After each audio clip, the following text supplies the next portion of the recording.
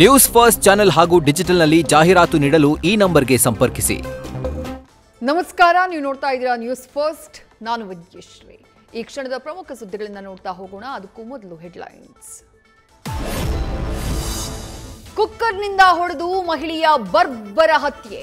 ಹೈದರಾಬಾದ್ನ ಕೂಕಟ್ಪಲ್ಲಿಯಲ್ಲಿ 50 ವರ್ಷದ ರೇಣು ಅಗರ್ವಾಲ್ ಕೊಲೆ.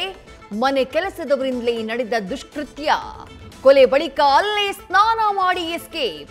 ಸಿಸಿಟಿವಿಯಲ್ಲಿ ಆರೋಪಿಗಳ ಚಲನವಲನ ಸೆರೆ. ಪ್ರಚೋದನಕಾರಿ ಭಾಷಣ ಮಾಡಿದ್ದಕ್ಕೆ ಸಿಟಿ ರವಿ ವಿರುದ್ಧ ಎಫ್ಐಆರ್. ಮದ್ದೂರು ಠಾಣೆಯಲ್ಲಿ ಎಸ್ಐ ಮಂಜುನಾಥ್ ದೂರಿನ ಅನ್ವಯ ಕೇಸ್.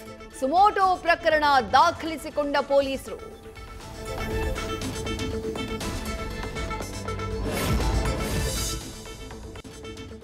ಒಂದು ಕೇಸ್ಗೆ ನಾನು ಹೆದರೋದಿಲ್ಲ, ಜನಪರ ಹಿಂದೂ ಪರ ಕೆಲಸ ಮಾಡೋದು ಬಿಡೋದಿಲ್ಲ. ತಮ್ಮ ವಿರುದ್ಧದ ಎಫ್ಐಆರ್ಗೆ ಬಿಜೆಪಿ ಪರಿಷತ್ ಸದಸ್ಯ ಸಿಟಿ ರವಿ ಪ್ರತಿಕ್ರಿಯೆ.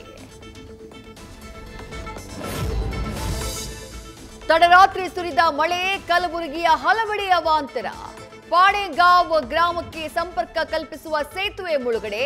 ನಗರಕ್ಕೆ ಬರೋಕಾಗದೆ ಗ್ರಾಮಸ್ಥರು ವಿದ್ಯಾರ್ಥಿಗಳ ಪರದಾಟ. ಆಮೆಗತಿಯಲ್ಲಿ ಸಾಗ್ತಾ ಇರೋ ವೈಟ್ ಟಾಪಿಂಗ್ ಕಾಮಗಾರಿ. ಬೆಂಗಳೂರಲ್ಲಿ 97 ರಸ್ತೆಗಳಿಗೆ ನಡೀತಾ ಇರೋ ವೈಟ್ ಟಾಪಿಂಗ್. ಪಾಲಿಕೆ ಅಗೆದಿದ್ದ ರಸ್ತೆಗಳೆಲ್ಲ ಈಗ ಕೆಸರು ಗದ್ದೆ. ತಿಂಗಳುಗಳು ಕಳೆದರೂ ನಿರ್ಲಕ್ಷ್ಯದ ಬಗ್ಗೆ ಸಾರ್ವಜನಿಕರ ಆಕ್ರೋಶ.